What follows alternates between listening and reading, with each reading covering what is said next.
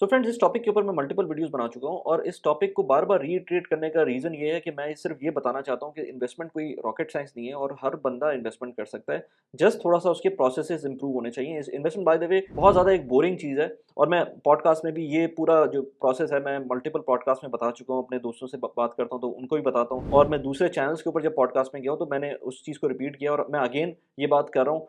थोड़ा-सा गेमिफाई करना पड़ता है अपनी इन्वेस्टमेंट्स को ताकि आप थोड़ी-सी उसके अंदर इन्वॉल्व हो जाएँ ज़्यादा। मैंने अगर इसी तरह से गेमिफाई किया होता तो चीज़ों को तो ऑलमोस्ट कोई 10 टाइम्स, 12 टाइम्स, 13 टाइम्स मुझको अब तक फ़ायदा हो चुका होता है, जो आज मैं आपको बताऊँगा। मैं बात करूँगा बेसिकली एक ब्रांड की जो मुझे बहुत पसंद है और मैं उसके अंदर इन्वेस्ट करता हूँ, मैं उन उसकी चीज़ें बहुत खरीदता हूँ। आज आपको मैं अपनी अपनी कलेक्शन भी दिखाऊँगा जो मैंने आज तक की है, बल्कि कुछ चीज़ें तो शायद मेरे पास मौजूद भी ना हो यहाँ पर। मैं जितनी चीज़ें हैं मैं उन चीज़ों को दिखाऊँगा। कुछ चीज़ों के मैं एग्ज़ाम्पल्स आपके सामने लूँगा और आपको दिखाऊँगा कि अगर 12 साल पहले हमने ये चीज़ की होती, जो कि कहना बहुत आसान है कि 12 साल पहले हम ये कर चुके होते तो ये होता। लेकिन मैं सिर्फ़ ये बता रहा हूँ कि ये प्रोसेस आपको किस तरह से सामने नज़र आ रहा है कि आपको इस तरह से अगर इन्वेस्टमेंट करेंगे तो फ़ायदा होगा और इसमें कोई बहुत ज़्यादा रिस्क भी नहीं है।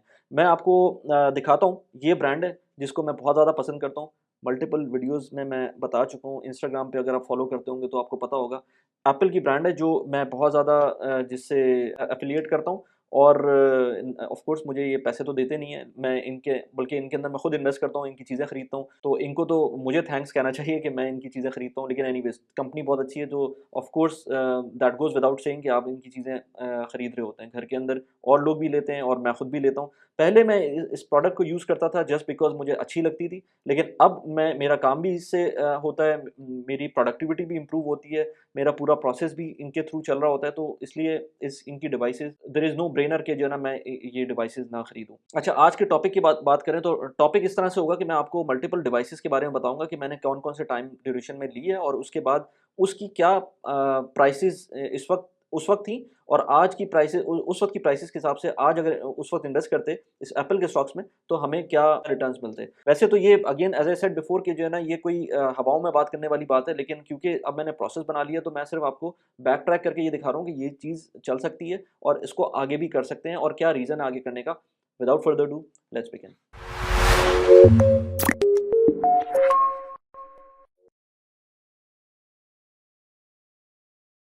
मैं अभी आपको एक-एक करके चीज़ें बताता हूँ। मेरे पास बहुत सारी डिवाइसेज़ रखी हुई हैं। ये मेरी मेरी एक डिवाइस है मैकबुक की जो मैंने 2022 में ली थी। ये मेरी एक डिवाइस है जो मैंने 2014 में ली थी। इसका जो हाल हुआ हुआ है इस वक़्त बहुत ही बुरा हाल है। इसी तरह से ये डिवाइस है, इसी तरह से और डिवाइसेज़ हैं। ये आईपैड है और इसी तरह से ये फ़ोन्स हैं। इस तरह से ये वाला पुराना फ़ोन है एक और भी फ़ोन्स हैं, मल्टीपल फ़ोन्स हैं मेरे पास। ठीक है ना? ये वाला भी एप्पल की प्रोडक्ट है और इसके अलावा ये अभी मेरा डॉकिंग स्टेशन से लगा हुआ है, लेकिन मेरे पास और ये भी एक फ़ोन है आई मीन सॉरी लैपटॉप है। अच्छा, ये सारी जो चीज़ें हैं, ये मैं कोई ये नहीं दिखा रहा कि मेरे पास कितनी सारी एप्पल की प्रोडक्ट्स हैं। मैं सिर्फ़ ये दिखा रहा हूँ आपको कि अगर ये सारी चीज़ें मैंने उस थॉट प्रोसेस से ली होती तो मुझे कितना फ़ायदा होता। बाय द वे मैंने अभी सारी चीज़ें तो अभी इनपुट डाली भी नहीं है। मैंने बाद में कुछ चीज़ें मुझे बाद में दिमाग में आ गई थी, ज़हन में आई थी तो मैं वीडियो शूट कर रहा था तो मेरे सामने यहाँ पर चीज़ें हैं। लेकिन ऑलमोस्ट 1, 2, 3, 4, 5 चीज़ें मैं इस वक़्त आपको बताऊँगा। 2011 से स्टार्ट करते हैं। पहली डिवाइस मैंने 2011 में ली थी और मेरी ये डिवाइस थी, अब तो इसका बहुत बुरा हाल हो गया है। 2011 में आईफ़ोन 4 था ये और $600 इसकी प्राइस थी। मैं डॉलर्स में बात करूँगा क्योंकि हम सारी चीज़ें आज डॉलर्स में डिस्कस करेंगे और उस वक़्त एप्पल के स्टॉक्स की प्राइस $13.5 थी, जिस वक़्त मैंने नवंबर 2021 के अंदर ये लिया था। अगर मैं इसको सिर्फ़ स्टॉक प्राइस की बेसिस के ऊपर देखूँ तो मुझे 7,688 डॉलर्स का अब तक मेरी वेल्थ ग्रो हो चुकी होती $600 की इन्वेस्टमेंट के ऊपर। यानी कि इस फ़ोन की वर्थ तो अब ज़ीरो है, अगर मैं इस वक़्त देखूँ हो सकता है 10 साल बाद ये कोई एंटीक पीस बन जाए, लेकिन इस वक़्त तो इसकी ज़ीरो वैल्यू है। लेकिन जो इक्विवेलेंट अमाउंट मैं इन्वेस्ट उसी कंपनी में करता जिसकी मैं चीज़ ले रहा हूँ, तो $7,688 बन चुके होते हैं और अगर मैं ड्रिप ऑन कर देता, what is drip? Dividend reinvestment plan. अगर मैं ड्रिप ऑन कर देता, तो उस टाइम पर 7,688 की जगह $8,673 इस वक़्त मेरे पास होते, सिर्फ़ इस डिवाइस के पैसे अगर एप्पल के स्टॉक्स में डाल देता मैं। एनीवेज़, अब हम नेक्स्ट डिवाइस पे आते हैं। नेक्स्ट डिवाइस मेरी ये एप्पल ये मैकबुक की है, 2014 का मैकबुक है ये और ये मैं बाय द वे जितनी भी चीज़ें बता रहा हूँ, ये मैं अपने पर्सनल यूज़ के लिए मैंने ली थी। ये डिवाइस मैंने पर्सनल यूज़ के लिए थी। मेरी फैमिली इन चीज़ों को यूज़ नहीं कर रही थी। वो जो फैमिली वाली चीज़ें, वो मैं इस लिस्ट में लेके भी नहीं आ रहा हूँ।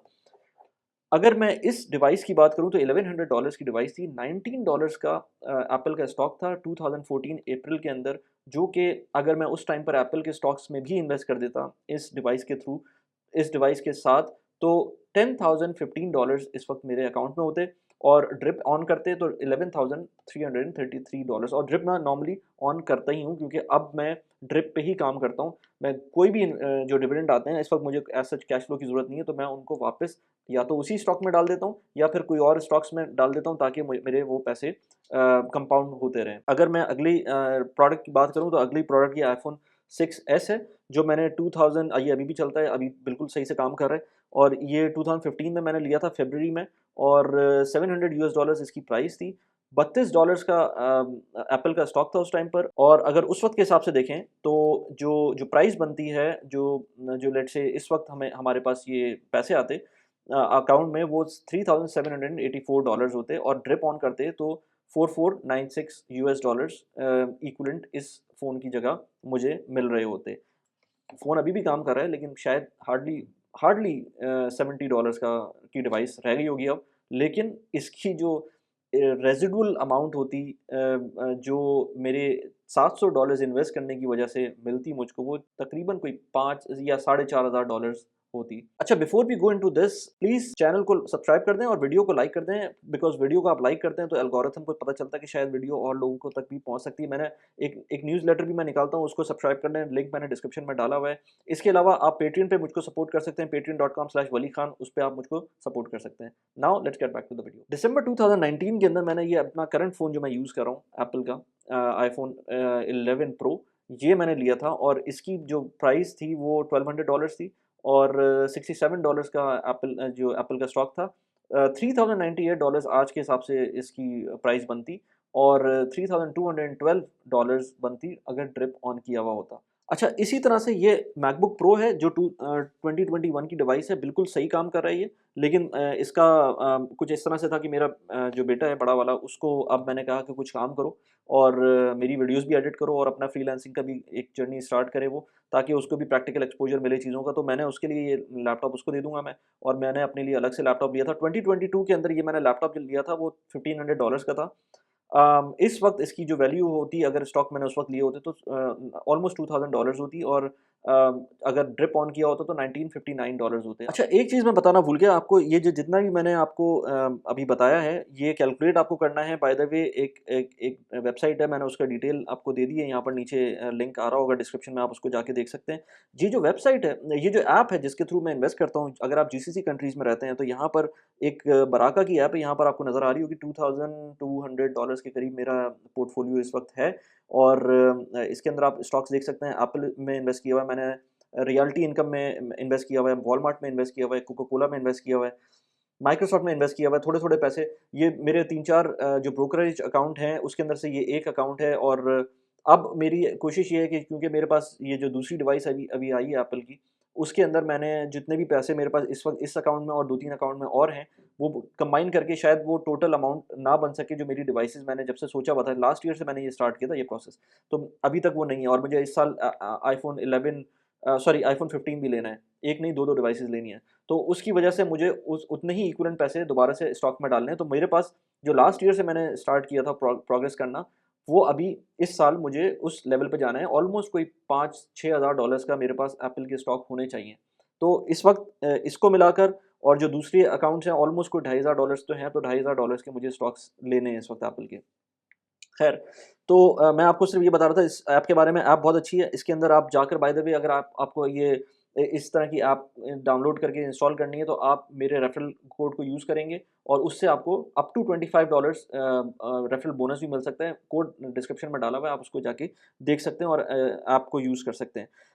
इसके अंदर कुछ अच्छे फ़ीचर्स हैं जिसके लिए मैं अलग से एक वीडियो बनाऊँगा, लेकिन आपको सिर्फ़ ड्रिप का दिखा देता हूँ। जो ड्रिप मैंने ऑन किया हुआ है इस वक़्त, इसको ऑफ भी कर सकते हैं, ऑन भी कर सकते हैं। रीइन्वेस्टेड अब मैंने पहले ऑफ किया हुआ था, ये अभी रिसेंटली इन्होंने इंट्रोड्यूस कराया तो रीइन्वेस्ट कर सकते हैं। ऑन करने के बाद आप चाहते हैं कि आपके पैसे डायरेक्ट रीइन्वेस्ट हो जाएँ आपके अपने जो भी आपने लेट्स से स्टॉक लिए हुए हैं उसके डायरेक्ट डिविडेंड्स के पैसे रीइन्वेस्ट हो जाएँ उसी स्टॉक के अंदर, तो आप उसको ऑन कर दें।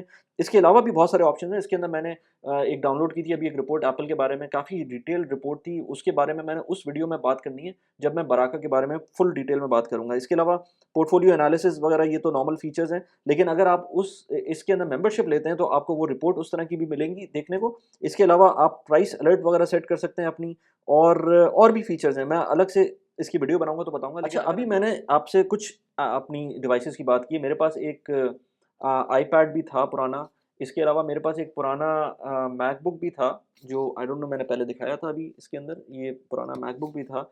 इसके अलावा मेरे पास बहुत सारे पुराने फ़ोन भी हैं, नए फ़ोन्स भी हैं, ये सारे जितने भी हैं ये सारे डिवाइसेज़ मेरे पास हैं, ये सारी की सारी ये एप्पल की हैं।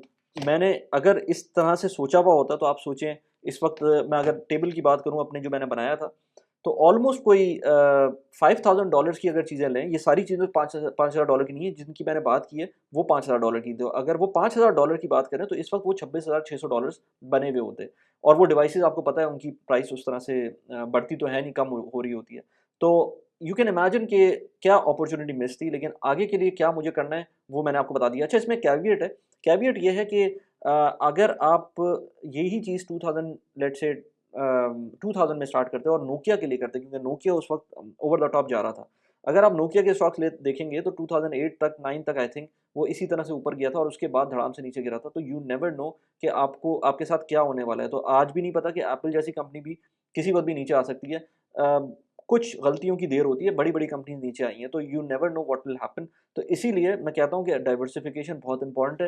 एप्पल को मैं इसलिए इन्वेस्ट कर रहा हूँ, मैं जितनी भी डिवाइसेज़ ले रहा हूँ, मेरा जो प्रोसेस बना हुआ है, मैं डिवाइसेज़ की बेसिस के ऊपर उसमें इन्वेस्ट कर रहा हूँ। मैं अलग से पैसे उसके अंदर नहीं डाल रहा, बहुत ज़्यादा पैसे नहीं डाल रहा। एक लिमिटेड अमाउंट है, जो मैं बर्दाश्त कर सकता हूँ, वो मैं डाल रहा हूँ, लेकिन उसकी ग्रोथ आप देख सकते हैं, over the period of long term अगर कंपनी अच्छी है, तो कहाँ से कहाँ लेके जा सकती है आपको। ये तो एक एग्ज़ाम्पल दी।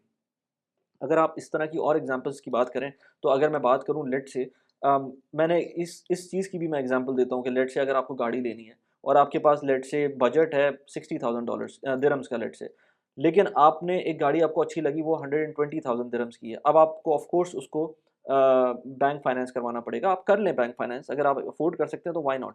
लेकिन एट द सेम टाइम आप मुझे ये बताएँ कि आपने जो $60,000 दिरहम्स की जो गाड़ी आप ले सकते थे, आप एक्स्ट्रा 60,000 दिरहम्स आप उसके अंदर इन्वेस्ट कर रहे हैं या खर्च कर रहे हैं, आप इस काबिल हैं कि वो जो एक्स्ट्रा 60,000 दिरहम्स आपने खर्च किए हैं, उसके इक्विवेलेंट आप इन्वेस्टमेंट भी करें। अगर आप नहीं कर सकते, तो मेरे ख़्याल से वो कैलकुलेशन ख़त्म हो जानी चाहिए वहीं पर, आपको वापस 60,000 पे ही आना चाहिए जो जो आप अफ़ोर्ड कर सकते हैं। अगर आप ये जो वही बात होगी ना, गाड़ी आपकी नीड है, लेकिन आप उसको वांट में कन्वर्ट कर रहे हैं। जो वांट में कन्वर्ट करने का आपका जो जो लेट्स से आप पे पनिशमेंट आती है, या लेट्स से उसको आप क्या कहेंगे, फ़ाइन कह लें आप उसको, वो जो आप अपने आप को तो पे करें ना, जो आप वांट पे खर्च कर रहे हैं एक्स्ट्रा 60,000 दिरहम्स, आप उसको इक्विवेलेंट आप उसमें इन्वेस्ट करें। और इन्वेस्ट कहाँ पर करेंगे? अब आप ये तो नहीं कर सकते ना कि आप लेट्स से 60,000 दिरहम्स की गाड़ी आपको लेनी थी, 120 की ले रहे हैं, आप टोयोटा ले रहे हैं, तो टोयोटा के अंदर इन्वेस्ट करना शुरू कर दें। तो मैं तो कभी भी टोयोटा में इन्वेस्ट नहीं करूँगा। वो चीज़ आपके ऊपर है कि आप कहाँ इन्वेस्ट करते हैं। लेकिन एट द सेम टाइम जो मेरे लिए एप्पल जैसी कंपनी है, मैं एप्पल के अंदर इन्वेस्ट कर सकता हूँ।